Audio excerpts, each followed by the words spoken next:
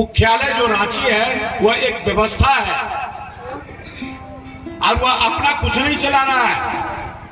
अभी रांची का देखभाल हमारे बड़े भाई अर्चित आनंद अन्नू भैया के द्वारा, वे साहब के मुख्य सलाहकार हैं, बार बार नोटिस निकाल रहे हैं और अपना कुछ नहीं निकाल रहे हैं।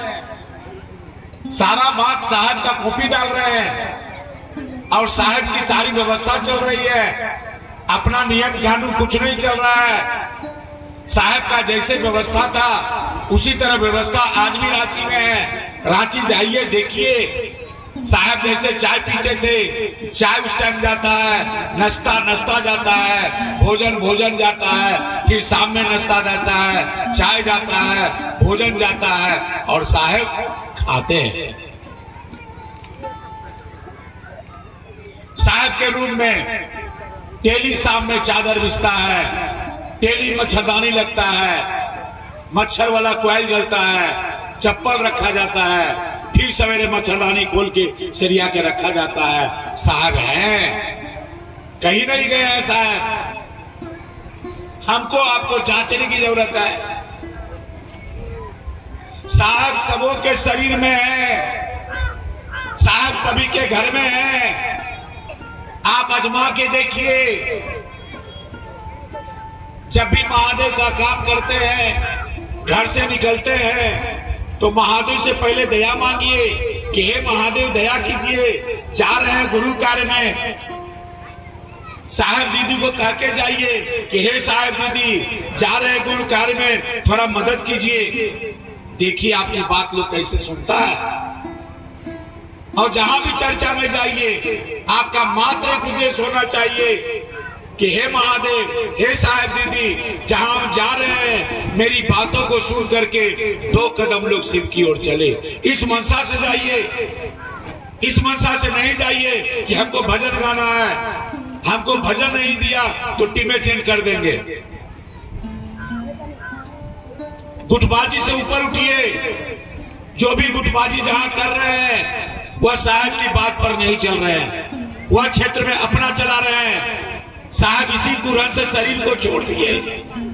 साहब बोल रहे थे कि मैं 30 बरस से अल्लाह कर रहा हूँ, 35 बरस से अल्लाह कर रहा हूँ, 40 बरस से अल्लाह कर रहा हूँ। लोग मेरी बात नहीं मान रहे हैं। सभी लोग अपने अपने क्षेत्र का गुरु हो गए हैं, सभी लोग अपने अपने टोला का गुरु हो गए हैं, सप्ताहिकी का गुरु हो गए हैं। मेरी बात कोई नहीं मानते हैं। साहब शरीर छोड़े हैं, उसका कारण हम सभी लोग हैं। हम लोग के दुख के कारण वो साहब शरीर छोड़े हैं। इसलिए हम लोग को संकल्प लेना चाहिए कि साहब का जो बगिया बनाया हुआ है उसको सुंदर से सुंदर और बनावे, महादेव का काम 100 गुना करें। साहब आपके साथ हैं, आप उनको कह के निकलिए। साहब आपके पीछे पीछे लाठी पकड़ के खड़ा है, करिए। एक अनमील आखर पुस्तक है जिसमें साहब की जीवनी है, सारी घटना है।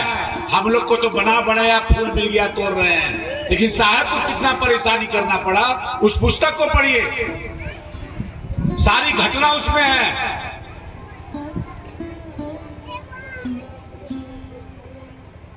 बगल में आपका मधेपुरा है, मधेपुरा में सिंहेश्वर थान है। जाइए वहां, पूछिए मंदिर में किस कलिकाल में सिंहेश्वर थान में किसने प्रसाद खिलाया है, नाम आएगा हरिंद्रानंद जी का।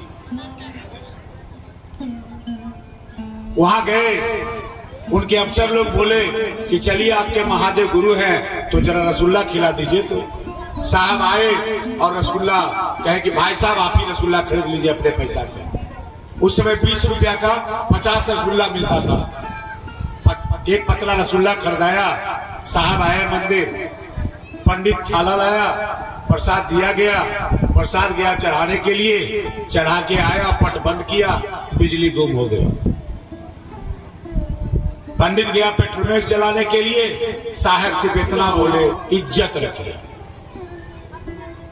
बूढ़ो इज्जत रखिए। मात्र साहब इतना बोले, पेट्रोमेक्स लेके आया और बिजली आ गई। साहब बोले जाइए पंडित जी थारा उठा के ले आइए। जब पट खोला और थाली उठाया तो जो थाली ये साइड था वह थाली शिवलिंग के वे साइड चला गया। और देखा कि रसगुल्ला में 15 रसगुल्ला गायब है और 35 रसगुल्ला बीच से लगता है प्लेट से किसी ने काट लिया। प्रसाद लेके आया, साहब बोले इसको पतला में रखा जाए। वहां का पंडित बोला कि प्रसाद हम लोग को भी दीजिए, आज हम लोग भी खाएंगे। साहब बोले पंडित जी आप लोग तो मना करते हैं कि महादेव का प्रसाद तो चढ़ा हुआ खाएगा वह दरिद्र हो जाएगा। बोला पंडित जी नहीं, आज हमको प्रसाद खाना है। उस दिन से लोग प्रसाद खा रहे हैं, कहां दरिद्र हुए। जाइए सिंहेश्वर था, हम लोग गए थे, हम है, सर है, अन्नू भैया, बरखा दी, सब लोग गए थे और उस पंडा से भेंट हुआ था। जाइए सहरसा में महेशी माता का मंदिर है, वहां जाके पूछिए किस माता को प्रसाद किसने खिलाया, हरिंद्रा जी का नाम आएगा। उस समय 16 रुपया 18 रुपया पेड़ा मिलता था। साहब 18 रुपया पेड़ा को थोड़ा सा छोड़े और चख लिए, बोले ये पेड़ा बढ़िया है, नीलम जाके चढ़ाओ। पंडा का भतीजा कोई देख लिया था, दीदी मंदिर घुस गई। पंडा का भतीजा हल्ला कर रहा था कि मेरी माता को झूठा प्रसाद, झूठा प्रसाद। दीदी प्रसाद चढ़ा के निकली, पंडा का भतीजा बोला, दीदी बोली पागल हो गए हो क्या। वह पंडा का भतीजा पागल हो गया। उस प्रसाद को लाया गया और देखा गया कि जितना हरिनाथ जी प्रसाद को तोड़े थे उतना ही सब पेड़ा टूटा हुआ। ये आपको अनविल आखिर में सारा कहानी मिलेगा और आप लोग को देखना चाहिए कि यह झूठा है कि सच्चा है और हरिनाथ जी क्या चीज है, इस चीज से आपको समझना चाहिए। कपिलेश्वर गए थे, जहां साहब घर से बाहर पहली बार काम किए थे महादेव का, वहां गए थे। वहां का पुजारी मिला, उन्होंने निवेदन किया कि हमको एक आदेश दीजिए कि मैं अपने मंदिर में हरिनाथ जी की एक स्मृति बैठाऊं। अन्नू भैया बोले थोड़ा वेट कीजिए। बगल में एक नदी देखे, उस नदी का नाम हरिंद्रानंद नदी लिखा हुआ था। प्लेट लगा हुआ है सीढ़ी पर और पूरा सीढ़ी बना हुआ है। हम लोग 1 घंटा वहां बैठ के आनंद लिए। और हम आप क्या कर रहे हैं, शिव और साहब को बेच के जगत को लूट रहे हैं। कह रहे हम साहब के साथ रहते हैं, रोज मुख्यालय बात होता है, रोज तरह तरह की बात होता है, हमसे बेसी को रांची जाता है। जाइए लोगों को भी लेके जाइए, लेकिन झूठी प्रचार मत कीजिए। उस पुस्तक को लीजिए और पढ़िए। एक पुस्तक है आओ चले शिव की ओर। बहुत दिन से प्रोफेसर साहब सब लोग थे, बहुत दिन से बात चल रहा था कि कहीं सुनसान जगह मिलेगा तो एक पुस्तक लिखेंगे। मेरे जाने के बाद लोगों को बरगलाएगा नहीं, वह पुस्तक एक सबूत रहेगा कि हमको क्या करना है। समय नहीं मिला, प्लान बनते रह गया, आ गया कोरोना। ये प्रकृति ने, कोरोना ने एक पुस्तक लिखवा दिया, आओ चले शिव की ओर।